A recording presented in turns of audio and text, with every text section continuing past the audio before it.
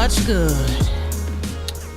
Hi and hello. This is Clarissa-Yvonne. Thank you for viewing me and tuning in to me tonight. What's going on? I hope we're feeling so much good today. It's Monday. It can never be good on Monday. But anyway, so let me tell you. It was a struggle for me to get here and talk to you. Because I got the bubble guts. Yeah, you heard me right. I got the bubble guts. You know what that is. That's that moment where you have to go to the bathroom really bad.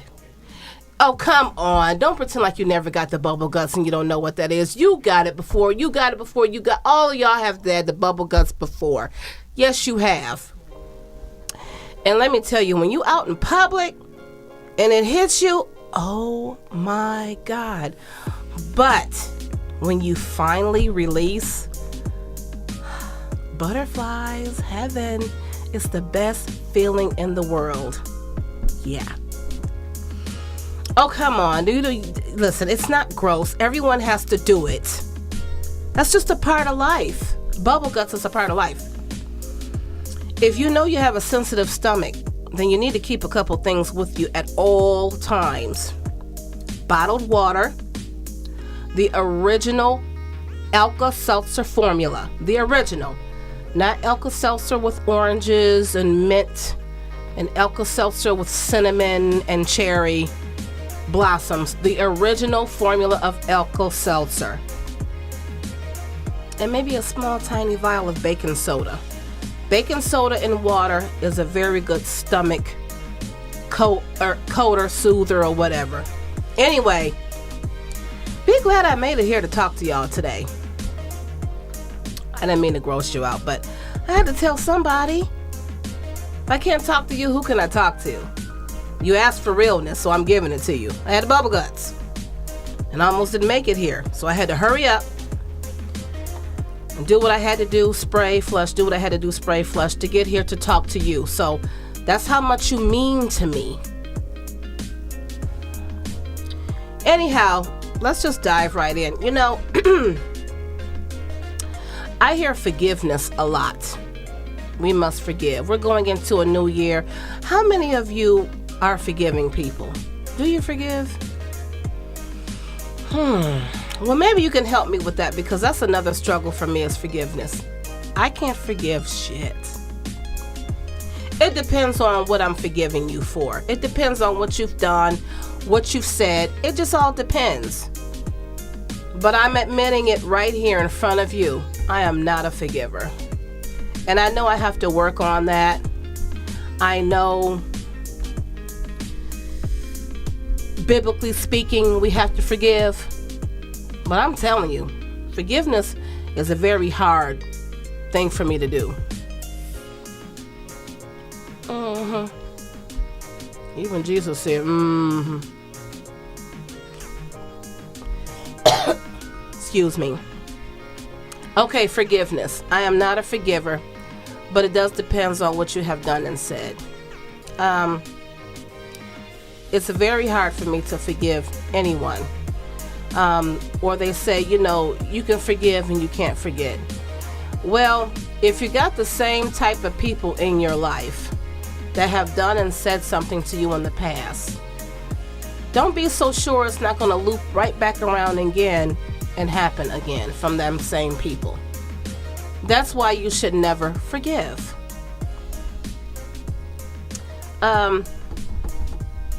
Everything is not the cause of the devil. Some people are just born and wired to be cold-hearted and jealous-hearted and always wreaking havoc and keeping up ruckus and combative and argumentative and snappy and just have something very nasty to say to you, let alone do to you. So, you know, I have my own struggles or forgiveness. I choose not to forgive because I figure that if I'm a good person to you and we've had a good time together and then you do something or say something stupid and crazy, and I don't know where it's coming from, no, I'm not going to forgive you for that. Like I said, it just depends on what it is. I have a couple of friends right now that's on the I don't know if I should forgive list. We're going to talk about that later. Because when I start really focusing on friendship, which is the same as a relationship, it really is. Once you introduce somebody into your life and you consider them family and they know everything about you, it's a relationship. We friendly go together, bitch. That's just what we are. We that. I ain't kissing you. Hey, I'm just saying. I think of my friends as family. So if I do and say something, they're definitely going to let me know. If you do and say something, depending on what it is, I may still love you from a distance, but I'm not going to forgive you for that. Because whatever you done and said was a bitch move. And then you're not woman enough to come and talk to me about it. So, but anyway, that's just it. That's just my struggle with forgiveness. I know I have to work on that, and I know I probably need some spiritual guidance. And I'm working on that too. Maybe you can help me with that. I don't visit churches often. Churches scare me. That's because it's just so much involved. You know, why can't we just go to the house of worship and everyone is on one accord? No, we can't be that. We have to be overboard. And we have to be too much and too loud. I ain't doing all of that. You ain't gonna put your head in my hand, I fall. I ain't doing all of that. So, forgive me if I need a little spiritual touching. Gotta watch out for that too. Anyway, I'm not gonna get into talking about churches. I'm not bashing a church. We all need that word every now and then, and we have to go where we can get it. And that is where we're supposed to go, where we can get it. Aside from praying and healing within. So, let me stop before I stop preaching. I don't even know what I'm preaching about.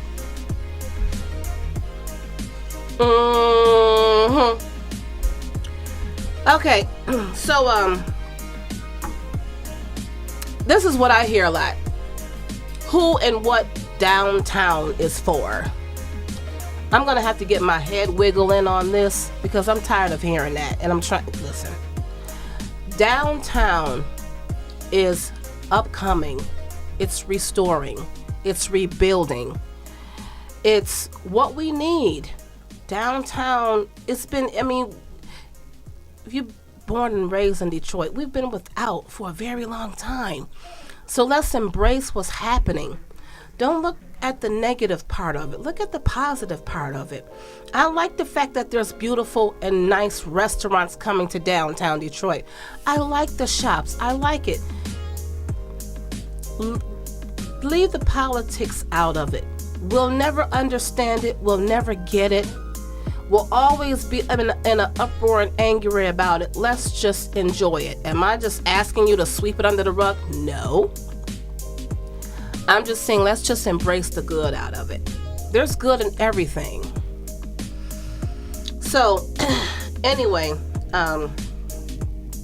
downtown, I love what it's becoming. I mean, there's buildings that has been dilapidated and decaying since I was 4 years old.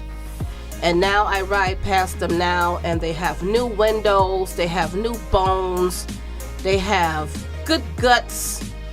They're turning them into some beautiful shops and restaurants and boutiques and cafes, you name it, and I'm proud of it. Is downtown for the rich? Downtown is for anyone who can afford and who can enjoy. If you don't want to do those two things, then just keep your ass at a certain mile road and at a certain street, okay? We really don't need the negativity in that. Oh, by the way, just want to chime in on this a little bit. So, like last week, there was a big thing about a corned beef restaurant relocating or opening up on the corner of Woodward and 8 Mile. Hell no. You know that popular corned beef joint that look like my bangs. I don't want to say their name out. I don't even know if I can say their name. Shit. But anyway, it's a Chinese corned beef restaurant. And it used to be a restaurant on that corner at that intersection years ago. Stanley's, I can say that. Oh, Stanley's not in business anymore. But anyway, this popular corned beef restaurant wanted to put a location right there on the intersection of Woodward and 8 Mile. And the community said, hell no. Hell no. You know, some restaurants just don't belong in certain neighborhoods. They do attract negativity. I don't want to just come out and just be racial about the whole thing. So if that's what y'all think I'm being, okay, I'll be that. But I'm sorry. Every restaurant, every trendy restaurant don't need to be in certain neighborhoods. Those are hardworking people over there. It's a very nice area over there. And no, I don't think they should put a Chinese bang and corned beef sandwich place right there on the corner of that intersection. There's already enough activity over there as it is. So we kind of need to be considerate and really hear people out. I mean, if you think it's a racial thing, okay, it's racial. Whatever you think it is, okay? No one's going to be able to change your mind about it. But no, me personally, if I lived in that area, I would not want a trendy food restaurant in that area because it just attracts a lot of negative attention. It has a lot of attention over there right now, so why add to it? Kudos to that community. That's what I say. So anyway, back to downtown. Downtown is going to take a minute for it to be at its 100%. To me, in my book, it's already at a 100%. I love to see the rehabilitation of downtown Detroit, especially someone who has grown up in the Hudson's building. I lost my first tooth in the Hudson's building, downtown Detroit. That meant a lot to me. When they tore it down, I literally cried because that's my stomping ground. That's all I know was Hudson's. Oh, and I went to Oakland Mall too. But we stayed at Hudson's. We stayed at Kresge's. We stayed at Woolworth's. When they took that away, I didn't think there would ever be stores like that again. And look at what's happening. So, look at the good in it. Just look at the good in what they're doing downtown and just enjoy it. Just embrace it. Who wants to sit at home and be bored? All we do is work. All we do is work and we bitch and complain and moan. Just like me. So why can't we just have somewhere nice to go? Okay? Enjoy it.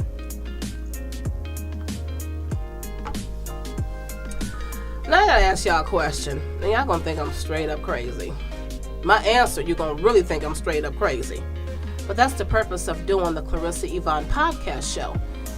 Is to be the host of Crazy.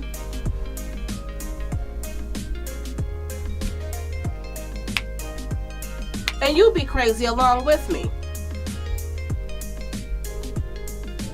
That's all I'm saying. Anyway.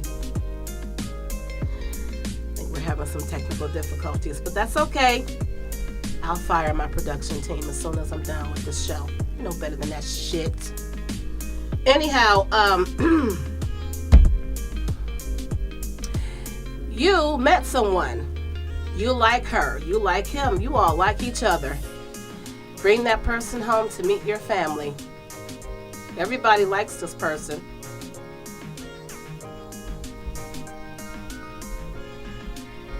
But your dog doesn't. Is it a deal breaker if your dog does not like your date?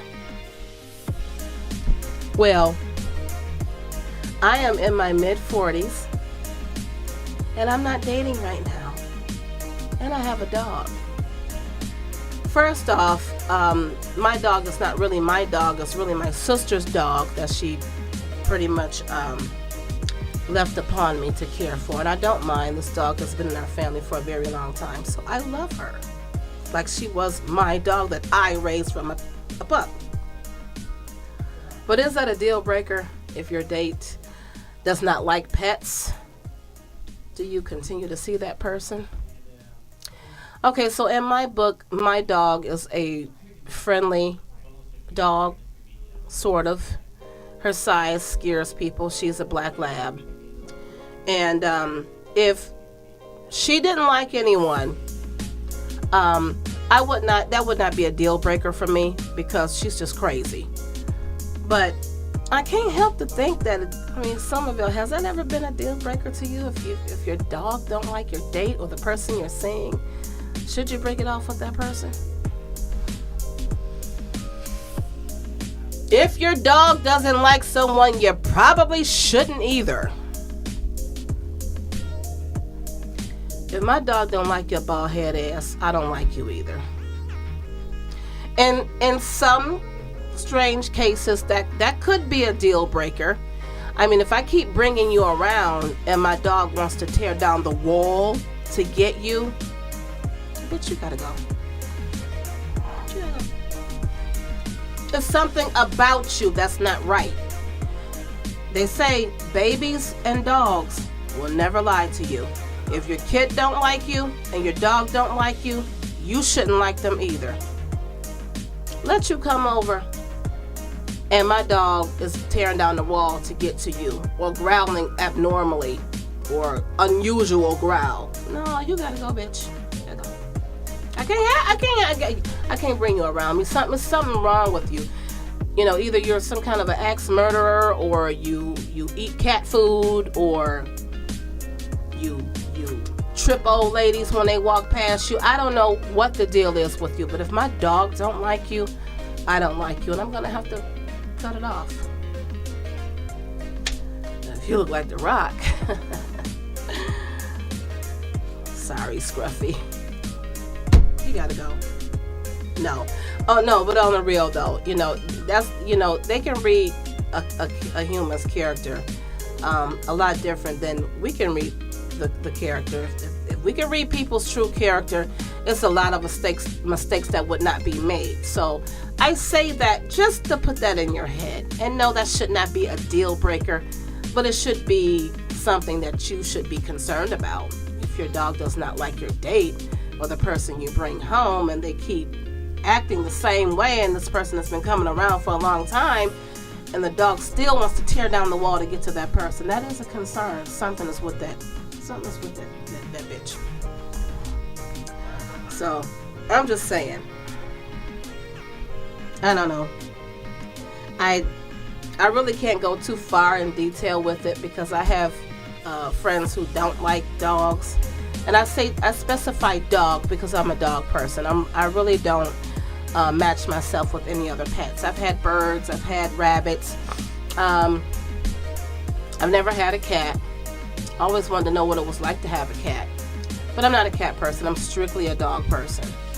And I am single. And no, that is not the reason why I'm single. It's because my dog don't like people. So get that out of your mind right now. I can get a man. It ain't because my dog, don't want me to have a man. It's because I'm very picky. And I have issues with men. And we'll talk about that later because it's not about me. It's about the dog. That's what it's about right now. So, I guess you can pay attention to it. Maybe not close attention. I wouldn't ignore it. I would not ignore the behavior of my pet towards your new beau or your new girlfriend. And if they're not dog lovers, it's probably not a good idea to get involved with them anyway. And a lot of you be like, crazy, I ain't gonna put off a man, for a dog. It's not even about that. What people have to realize is that people get pets now for therapeutic reasons.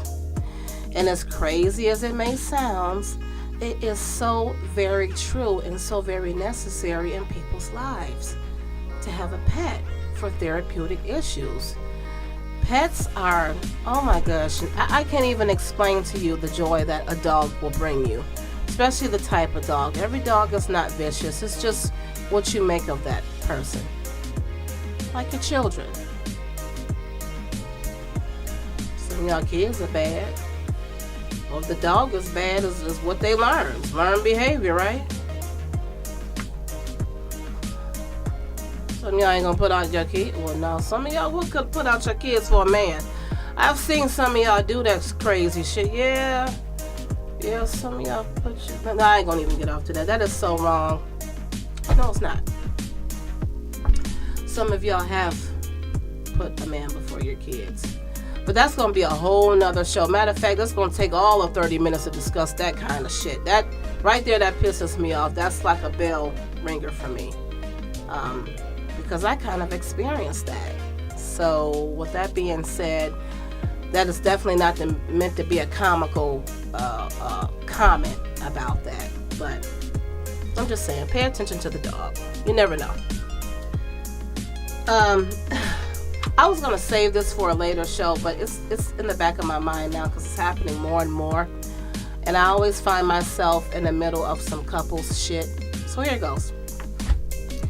Why do married couples seek advice from single people if you're not going to heed the advice you get from single people? Listen. Before you start talking about we're single because we're crazy, maybe we're single because we learn from couples what not to do in relationships. Me, is to each his own. It's what you're comfortable with.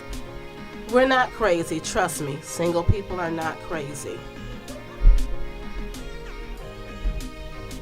I'm just saying. I am not currently dating anyone right now. I am very content with my life, being and living a single woman. I'm having a lot of fun. I'm meeting more friends. I'm having fun with my friends. And kudos to those who find love and fall in love and eventually get married. I love seeing that. I really, really, really do. No hating on my part at all. I'm just saying, just be careful. Just be careful, because you know how many times I've heard people get married and live with people for years and they've discovered that they're not that person that they thought at all. I'm afraid of that Jekyll and Hyde shit. I don't want that around me. So let me be. Let us single people be. And we can give you good advice. Just because we're single doesn't mean we have not experienced the joys of relationships before. Just means we're not in one right now and we choose not to get into another one. It doesn't mean that you can't take advice from us. We can always use some healthy advice. Like, stop dating men with no money. That's advice. It may not be so healthy, you know. Oh, it's the love that counts, Clarissa. You bitch. Talking like my white friends. They always... I don't know what... I'm trying to teach them how to cuss. They can't do it right. I'm working on that, though. I love them. I love them to death. But anyway, from my black friends, bitch, mind your business. That's what I get from them. It's okay. I love you. I know you love me, too. And I will find love. But take advice from single people. It's okay. Just listen. Because we see a lot of things that you don't see. And if you're coming to us for advice, you see it too. You just need confirmation. Hello? Oh my God. I'm running out of time. I still have material to get through to you guys. After I had the bubble guts. Oh, it's terrible. No, we're not going to go back down that road again. Sorry. Okay, so listen. I'm going to close with this. So Sunday, I get up and I go down to Mickey D's and get a cup of coffee. I love their coffee. I have to have a cup of their coffee almost every single day. I do own a coffee maker. I do have coffee at the house and filters and sugar and cream. I can easily get up and go and make my own coffee. But sometimes I just don't want homemade coffee. Sometimes I just want to get some air and go get a cup of coffee. So I go get a cup of coffee Roll up to the drive-thru, and the line is long. Mind you, I said Sunday. And not only was it Sunday in the morning, I slept in like afternoon. This was like at 1:30 in the afternoon. Excuse me. A little stuffy in here. And that's really sad that we're getting dinner. Sunday is supposed to be that day. You know, if you're 40 and over, remember how Grandma had dinner ready after church? Even if we didn't attend service with Grandma, Grandma called us up and said, hey, dinner's ready. And we would come over and we would eat dinner. Would be a full spread on the dining room table. You do not see that anymore. When you are getting up and going to the local fast food joint to get dinner, we're talking about 1:30 in the afternoon. You're not just snacking on nothing waiting for dinner. That is dinner, especially on a Sunday. That means ain't nobody cooking shit. Ain't nobody cooking nothing. Nope. Nobody is cooking. And you know what? That's because we're tired. And grandmas are working. And they don't have the time or the energy to cook like they used to anymore. That almost brought me to tears a little bit. Because I remember those days. I go back to those days where I was at grandma's house and aunt's house.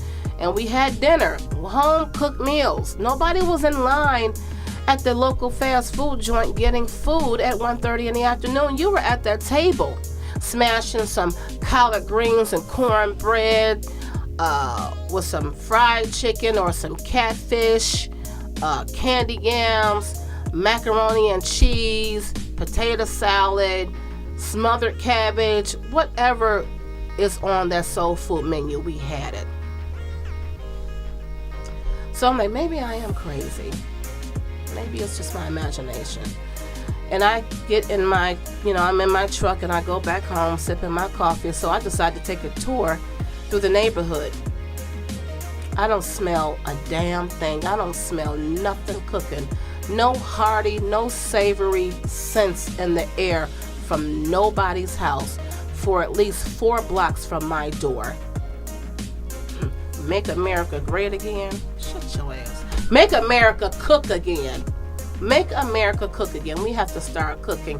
And with future shows, we are going to cut away to some dynamic and fantastic recipes that we can use not only to make us healthy, but to keep us full and manage time. Help us manage time. With the job I do, some of y'all know what the hell I do. Y'all know what the hell we do. I ain't gonna say, but yeah. Yeah, we work long hours, and it starts early in the morning and sometimes end late at night, and then we have to try to go home and get the few, droplets of sleep that we can, and we have to get up and do the whole thing all over again. So it's hard for us to eat healthy, and it's hard for us to cook. That's why crock pots is your best friend. Listen, ladies and gentlemen. Oh my God, this went by too fast. All this bubble gut and stuff.